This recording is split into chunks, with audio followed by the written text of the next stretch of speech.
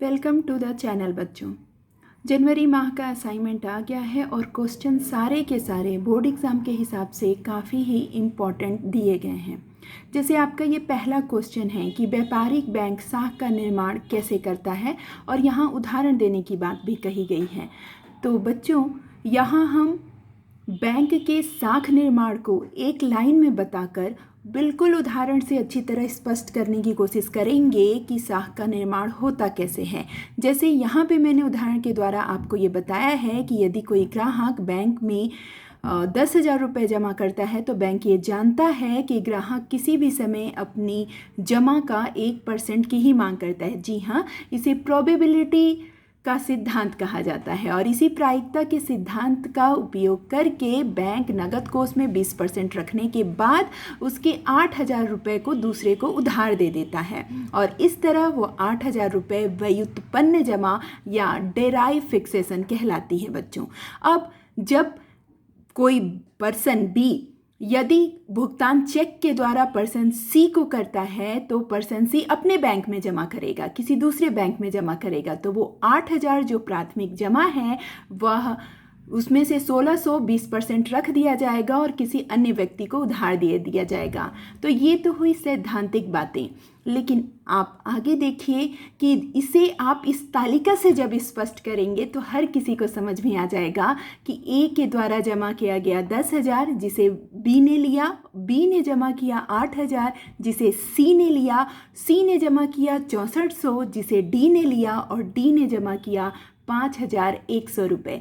तो एक 10,000 जो है वो 40,000 व्युत्पन्न जमा के रूप में आ गया। तो उस 10,000 से 50,000 तक का साख निर्माण हो गया बच्चों। इसलिए बहुत ज़रूरी है कि आप इस तालिका से इस बात को स्पष्ट करें। चलिए चलते हैं हम अपने क्वेश्चन नंबर 2 की ओर, जो कि बड़ा ही सरल क्वेश्चन था। केंद्रीय बैंक और व्यापारिक बैंक में अंतर लिखिए। और यहाँ मैंने अंतर बताने के लिए कई आधारों पे उसे अंतर को बताया है कि केंद्रीय बैंक देश का सर्वोच्च बैंक होता है, जबकि व्यापारिक बैंक बैंकिंग प्रणाली का एक अंग होता है। दोनों के उद्देश्य में अंतर है बच्चों। केंद्रीय बैंक राष्ट्रहित में काम करता है और व्यापारिक बैंक अपने लाभ के लिए।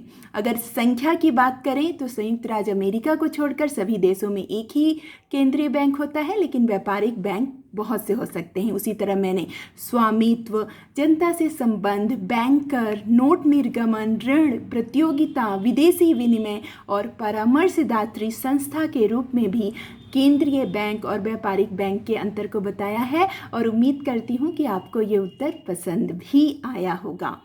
अब चलिए बच्चों, चलते हैं हम अपने प्रश्न 3 की ओर, जो है मुद्रा के कार्यों का वर्णन कीजिए। तो जी हाँ, जब मुद्रा के कार्य का वर्णन आया हो और प्रश्न 6 नंबर का हो तो आपको इतना तो एग्जामिनर को बताना ही होगा कि आप जानते सब कुछ हैं, और इसीलिए मैंने यहाँ पर ये छोटी सी तालिका आपके सामने रख दी है कि आप भी इसे कॉपी में बना के जता दीजिए अपने टीचर को कि आपको पता है कि मुद्रा का प्राथमिक कार्य विनिमय का माध्यम और मूल्य का मापक होना है। सहायक कार्य स्थगित भुगतान का माप, मूल्य संचय और मूल्य का हस्तांतरण है, और आकस्मिक कार्य साख का आधार, सामाजिक आय के वितरण का आधार, अधिकतम संतुष्टि एवं उत्पादन का आधार है। पूंजी की तरलता, गतिशीलता में सहायक है मुद्रा, शोधन क्षमता की गारंटी देती है मुद्रा और निर्णय की वाहक है। लेकिन ये 6 नंबर का पूरा आंसर नहीं है बच्चों।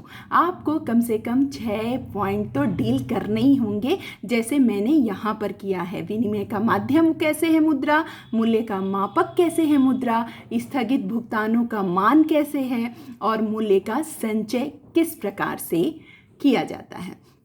अब बात हम आगे चलते हैं बच्चों, रिजर्व बैंक ऑफ इंडिया के कार्य। तो जी हाँ, रिजर्व बैंक ऑफ इंडिया जो है वो हमारा केंद्रीय बैंक है।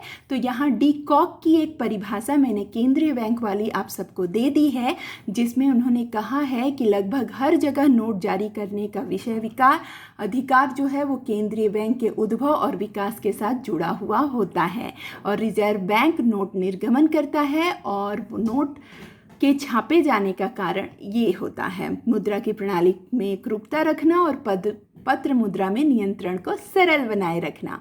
और रिजर्व बैंक का बच्चों दूसरा महत्वपूर्ण कार्य है कि यह सरकार का बैंकर, एजेंट और वित्तीय परामर्शदाता होता है। बैंकर के रूप में वह सरकार के सभी लेन देन का हिसाब रखता है, सरकार के सभी खर्चों का भुगतान करता है और विदेशों से प्राप्त ऋण को भी सरकारी खाते में जमा करता है।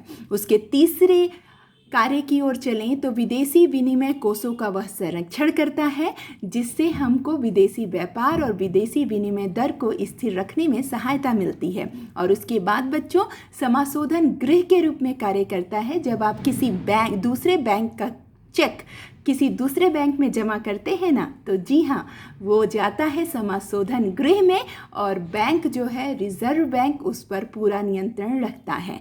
इसके अलावा एक महत्वपूर्ण कार्य साख का नियंत्रण, जो अपने आप में एक महत्वपूर्ण प्रश्न भी है बच्चों, वह भी रिजर्व बैंक ही करता है। आवश्यकता अनुसार कभी मात्रात्मक कभी गुणात्मक रूप से वो साख को नियंत्रित करता रहता है।